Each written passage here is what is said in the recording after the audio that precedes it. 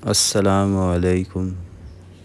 مولانا مفتی محمد شفیع صاحب تفسیر مظہری کے حوالے سے تحریر فرماتے ہیں کہ جن مخلوقات الہیہ میں ایک ایسی مخلوق کا نام ہے جو ذی اجسام بھی ہیں، ذی روح بھی، اور انسان کی طرح عقل و شعور والے بھی، مگر لوگوں کی نظروں سے مخفی ہیں۔ اسی لیے ان کا نام جن رکھا گیا کہ جن کے لفظی معنی مخفی کے ہیں۔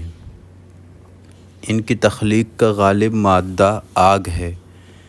انسان کی تخلیق کی طرح ان میں توالد و تناسل کا سلسلہ بھی ہے، اور ظاہر یہ ہے کہ قرآن میں جن کو شیاطین کہا گیا ہے وہ بھی جنات ہی میں سے شریر لوگوں کا نام ہے۔ جنات اور فرشتوں کا وجود قرآن و سنت کی قطعی دلائل سے ثابت ہے، جس کا انکار کفر ہے۔ بحوالہ معارف القرآن 574/8۔ قرآن کی اصطلاح میں جن ایک غیر مرئی مخلوق ہے۔ اس مخلوق کا ذکر قرآن کریم کی 12 سورتوں میں 20 مرتبہ آیا ہے، جبکہ قرآن مجید کے 29ویں پارے میں موجود 72ویں سورہ جن کے نام سے ہے۔ یہ مکی سورہ ہے جس میں 28 آیتیں اور 2 رکوع ہیں۔ جنات کو اللہ نے سیدنا آدم کی تخلیق سے 2000 سال قبل تخلیق فرمایا۔ ارشاد باری کا ترجمہ سورۃ الحجر آیت 26 کہ اللہ نے انسان کو کھنکتے ہوئے گارے سے پیدا کیا ہے اور جنوں کو اس سے بھی پہلے بے دھویں کی آگ سے پیدا کیا۔ سورہ رحمان آیت 14-15 کا ترجمہ کہ اسی نے انسان کو ٹھیکرے کی طرح کھنکھناتی مٹی سے بنایا اور جنات کو آگ کے شعلے سے پیدا کیا۔ اللہ کا جن و انس کو پیدا کرنے کا مقصد کیا تھا؟ سورہ ذاریات آیت 56-58 میں فرماتے ہیں کہ اللہ نے جنات اور انسانوں کو محض اس لیے پیدا کیا ہے کہ وہ صرف اللہ کی عبادت کریں۔ نہ اللہ ان سے روزی چاہتا ہے، نہ اللہ کی یہ چاہت ہے کہ وہ اللہ کو کھلائیں۔ اللہ تو خود ہی سب کا روزی رساں، توانائی والا اور زور آور ہے۔ ابو العالیہ بیان فرماتے ہیں کہ اللہ نے فرشتوں کو بدھ کے دن پیدا کیا، جنات کو جمعرات کے دن اور سیدنا آدم کو جمعہ کے دن پیدا کیا۔ ابن مسعود رضی اللہ عنہ ارشاد فرماتے ہیں کہ لوح کی وہ آگ جس سے جنات کو پیدا کیا گیا وہ دوزخ کی آگ کا 70واں حصہ ہے، اور یہ دنیا کی آگ لوح کی آگ کا 70واں حصہ ہے۔ لوح کی آگ وہ ہے جس سے جنات کو پیدا کیا گیا۔ بحوالہ تفسیر ابن جریر۔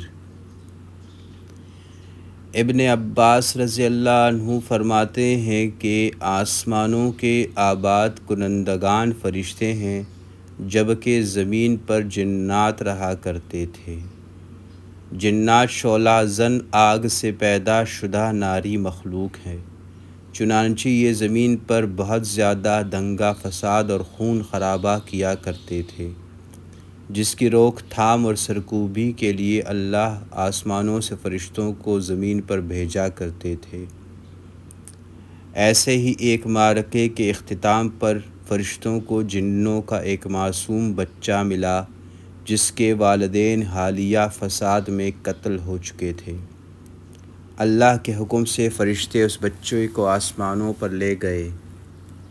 عزازیل نامی یہ جن بچہ بڑا ہو کر فرشتوں کا استاد مقرر ہوا، لیکن سیدنا آدم کو سجدہ نہ کرنے کی پاداش میں ذلیل و خوار ہو کر جنت سے نکالا گیا اور پھر ابلیس و شیطان کے نام سے مشہور ہوا۔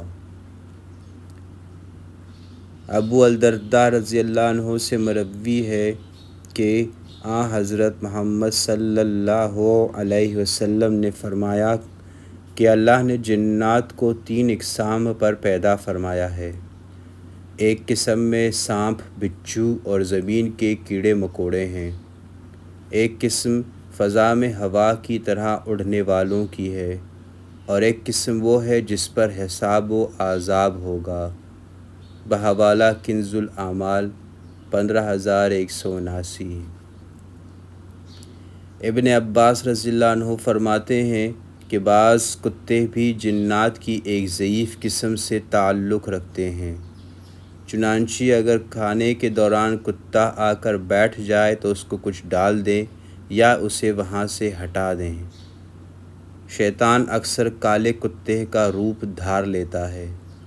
اسی طرح سے جنات بھی بہت سی صورتیں بدل سکتے ہیں، مثلاً انسان، چوپائے، سانپ، بچھو، اونٹ، بیل، بکری، گھوڑے، خچر، گدھے اور پرندوں وغیرہ کی شکلیں۔ بحوالہ مجمع الزوائد 136/8۔ سورہ جن کی آیات 11 سے 15 تک کی تفسیر بیان کرتے ہوئے مولانا صلاح الدین فرماتے ہیں کہ جنات بھی متفرق جماعتوں اور مختلف اصناف میں بنے ہوئے ہیں۔ مطلب یہ ہے جنات میں بھی مسلمان، کافر، عیسائی، یہودی، مجوسی وغیرہ ہیں، اور بعض کے مطابق ان میں بھی مسلمانوں کی طرح فرقہ بندیاں ہیں۔ جو جنات حضور محمد صلی اللہ علیہ وسلم پر ایمان لائے وہ مسلمان اور اس کے منکر کافر ہیں۔ اس سے معلوم ہوا کہ انسانوں کی طرح جنات بھی دوزخ اور جنت دونوں میں جانے والے ہوں گے۔ ان میں جو کافر ہوں گے وہ جہنم میں اور مسلمان جنت میں جائیں گے۔ بحوالہ قرآن کریم شفاعت قرآن کمپلیکس صفحہ 1640۔ نیک اور مسلمان جنات صوم و صلات کے پابند، تہجد گزار اور تلاوت کلام پاک کے شوقین ہیں۔